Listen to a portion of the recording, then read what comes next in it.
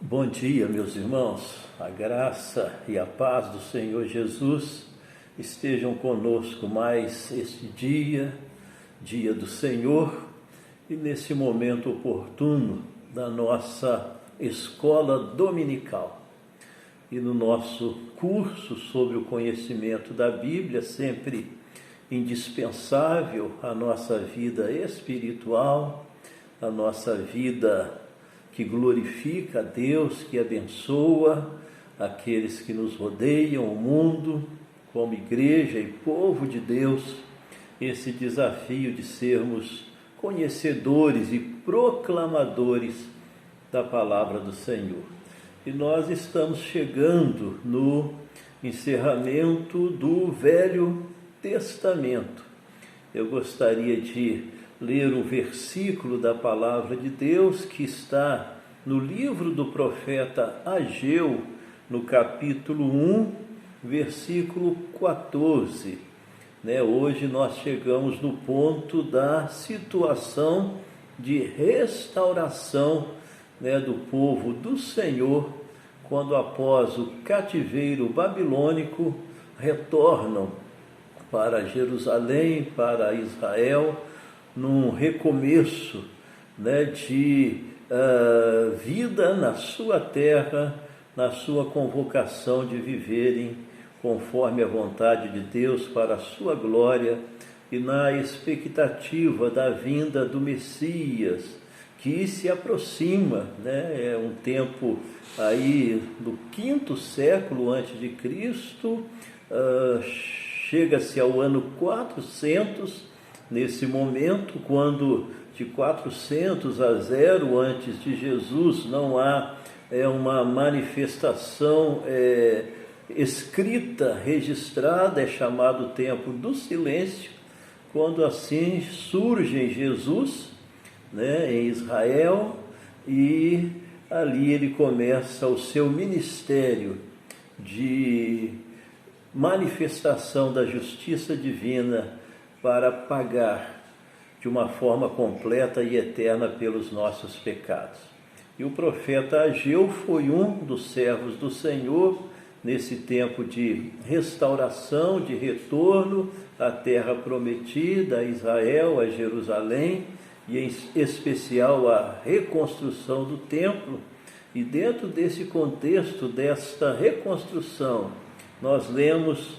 no seu livro Ageu 1, versículo 14, o Senhor despertou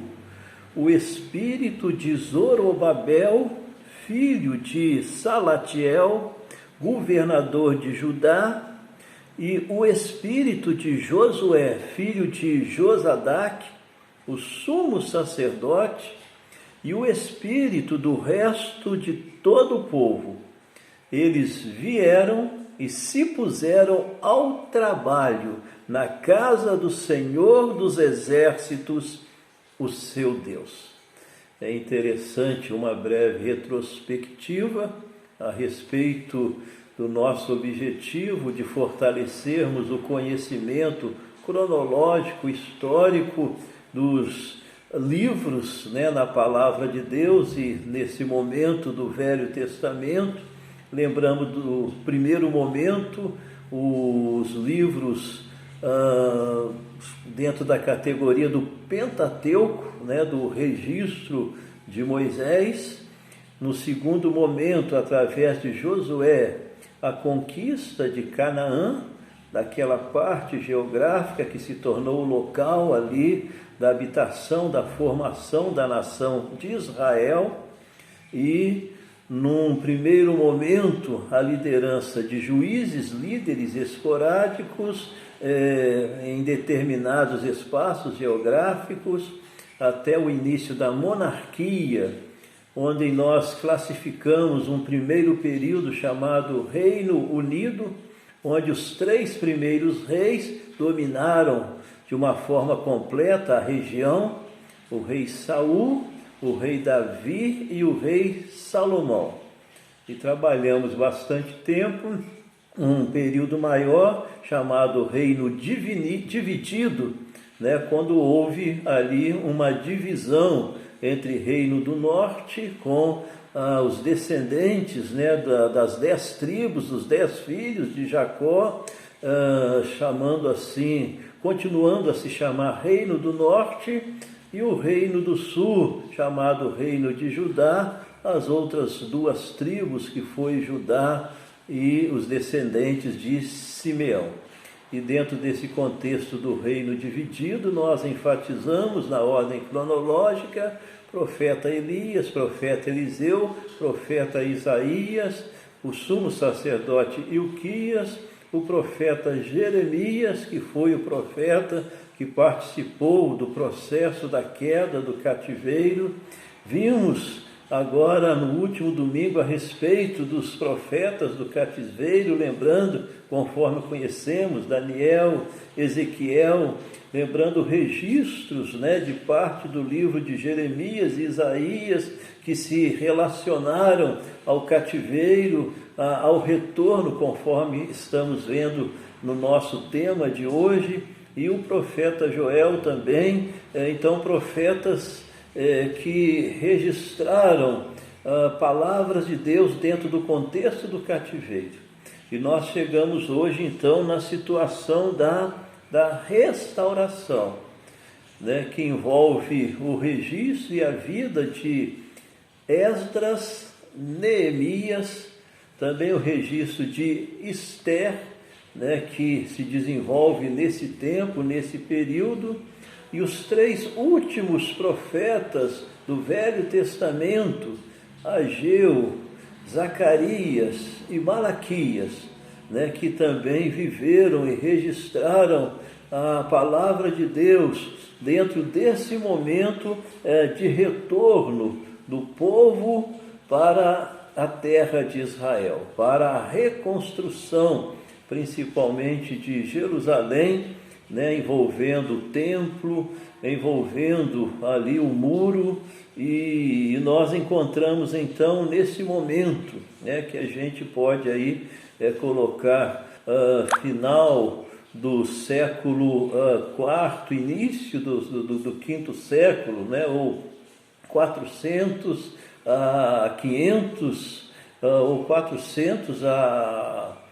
480, né? Então se desenvolvem esses acontecimentos quando após a 587, né, quando foram de uma forma definitiva levados boa parte da população para a Babilônia, viveram o cativeiro. Agora, nesse momento, sob a ordem de uma nova nação que toma o domínio do mundo, os persas, né, através do rei Ciro. Ele então, sob a ação de Deus, ele registra, ele legisla a respeito do retorno, conforme o Senhor tinha dito através do profeta Jeremias, para a terra prometida depois de 70 anos de cativeiro. E é interessante porque nós encontramos esse desenvolvimento também em algumas etapas que a gente gostaria de estar enfatizando aqui. A primeira delas em 537, né, quando Zorobabel, que tem uma função importante, sendo o governador da terra de Jerusalém, de Judá, agora sendo reconstruída, ele então trabalha a reconstrução do templo, que tinha sido destruído, que tinham colocado fogo, que tinham levado várias peças, né? O rei permite que eles tragam várias peças de volta. Então, através de Zorobabel, começam esse processo de reconstrução, e é então construído o segundo templo. O primeiro templo, Salomão, agora Zorobabel reconstrói o segundo templo em Jerusalém. Alguns anos depois, 457, nós encontramos a presença de Esdras em Jerusalém, capital de Israel, num posicionamento muito importante voltado para a lembrança, o fortalecimento, o direcionamento de cumprimento da palavra de Deus. E alguns anos depois, 444, Neemias, conforme a gente também conhece razoavelmente, ele tem a sua participação na reconstrução do muro, né? Porque em todos esses anos de retornos, nesses processos, continuavam os desafios de nações vizinhas que não queriam esse retorno, que dificultavam. Manifestava-se também naqueles que voltaram, porque parte do povo ficou na Babilônia, se estabeleceram e tinham até uma situação confortável, preferiram não voltar, e a parte que voltou, com o passar do tempo, começou também tendo uma reestruturação das suas vidas. E é interessante que o profeta Ageu, conforme o texto que nós lemos, ele traz a palavra de Deus nesse direcionamento. Olha, vocês estão cuidando bem da casa de vocês, da vida de vocês, mas olha para a casa do Senhor.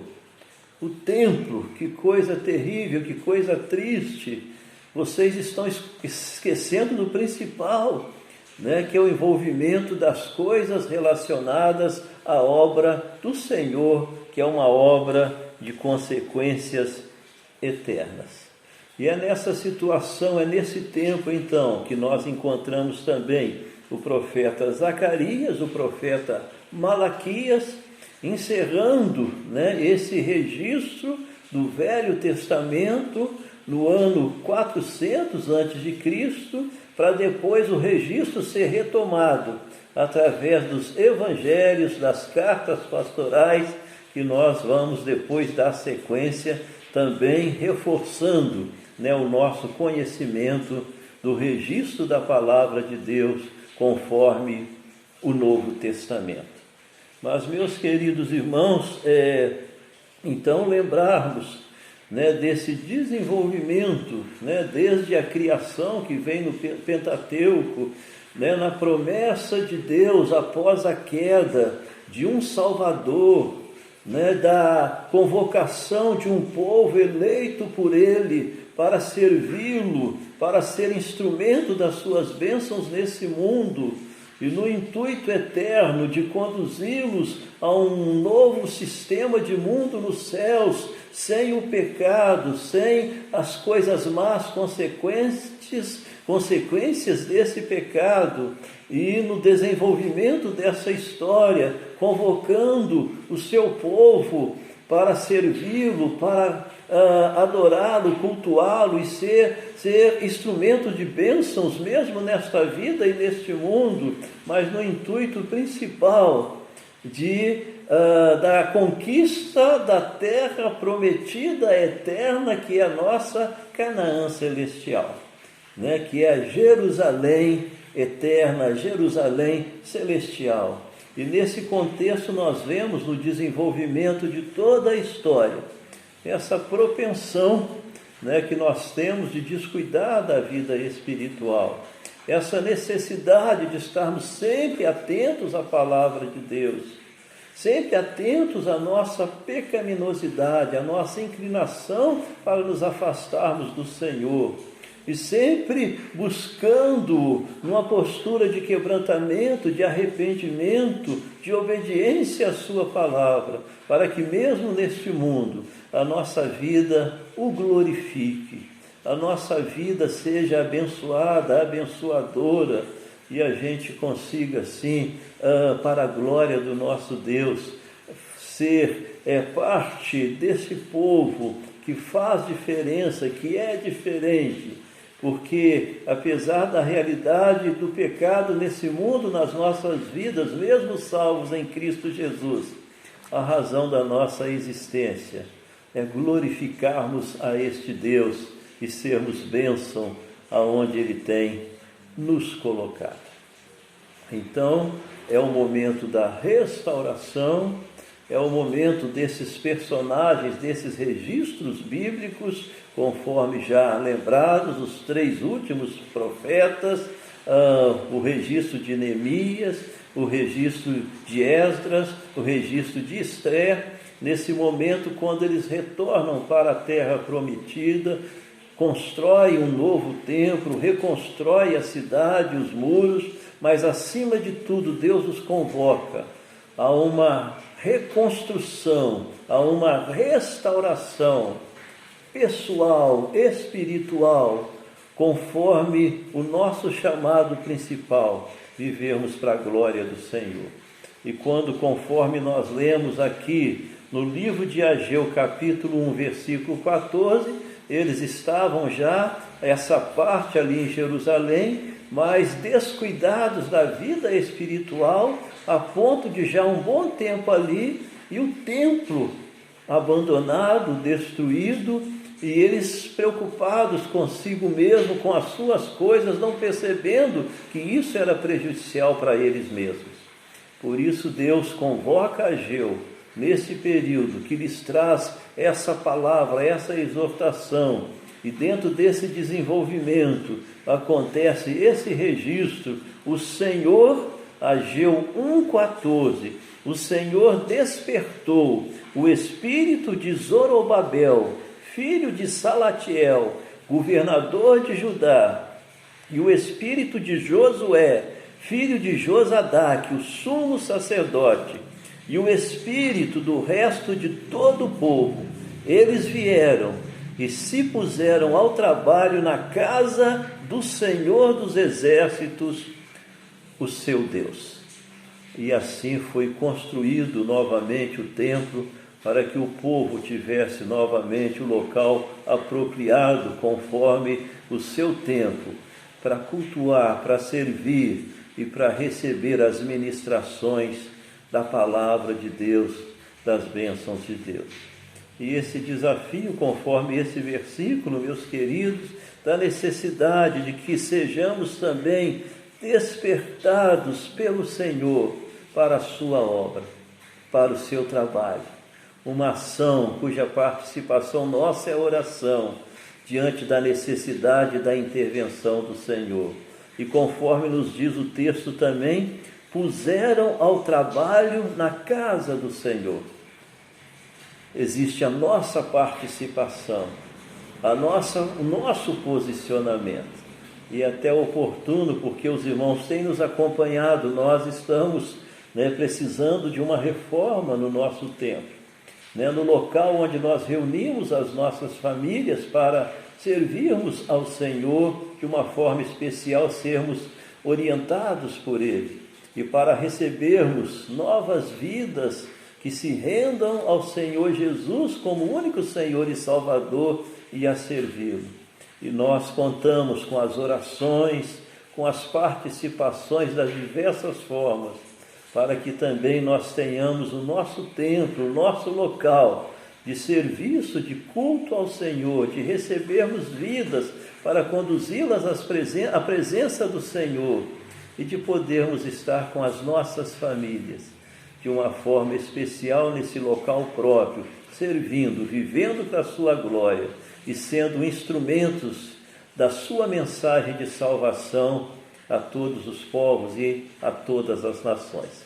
Então, continue nos acompanhando nos nossos estudos da Escola Dominical, quando estamos assim procurando conhecer mais e melhor a Palavra de Deus e sermos assim mais e mais instrumentos de glorificação do seu nome e de bênçãos na nossa casa, na nossa igreja, aonde Ele tem nos colocado. Vamos estar orando. Senhor nosso Deus, te agradecemos por mais esta escola dominical, mesmo nesse tempo de pandemia, mas procurando conhecer mais e mais a Tua Palavra, para que numa vida de obediência, de, ó Deus, seguir os Teus princípios e valores, estarmos assim, ó Deus, vivendo para a glória do Teu nome e para a bênção daqueles que nos rodeiam e, consequentemente, das nossas próprias vidas. Reconsagramos a Ti os nossos lares, a nossa igreja e todo o Teu povo. Rogamos-te, ó Pai, por esse desafio de reformas na nossa igreja, no nosso templo. Continue nos ajudando, Senhor, despertando, Pai, a nossa motivação. E, ó Deus, dá-nos, ó Pai, o posicionamento, ó Deus, a ação, Senhor, de participarmos, de contribuirmos e de, ó Deus, termos aí logo o templo reformado, as dependências, e podermos aqui, conforme tem acontecido, trabalharmos para que muitas vidas e famílias vivam para a glória do Teu nome. Ó Deus, ser com o nosso mundo, a nossa nação, a nossa igreja, ó Deus, a nossa cidade, a nossa região, ó Deus, situações, Pai, de dores, preocupações, sofrimentos, mas que continuemos, Pai, na confiança, na intercessão. Obrigado por tantos testemunhos de vitórias, ó Pai, e mesmo, Senhor, as aparentes derrotas, com certeza, Senhor, estão sob os Teus propósitos, ó Pai, sob a Tua vontade, e a nossa participação estamos submissos ao Senhor, ó Deus, e também rendidos a Ti, ó Pai, para que seja a Tua vontade que se manifeste nas nossas vidas, famílias e igreja, e assim estejamos vivendo para a honra e para a glória do Teu nome. Abençoe, ó Deus, cada irmão da nossa igreja, cada família presente e representada, e que nós, ó Pai, sejamos famílias que conheçam, que obedeçam e que proclamem a Tua palavra, que são palavras de vida eterna, em nome de Jesus. Amém. Deus abençoe, meus irmãos. Fiquem na paz do Senhor. Um bom domingo.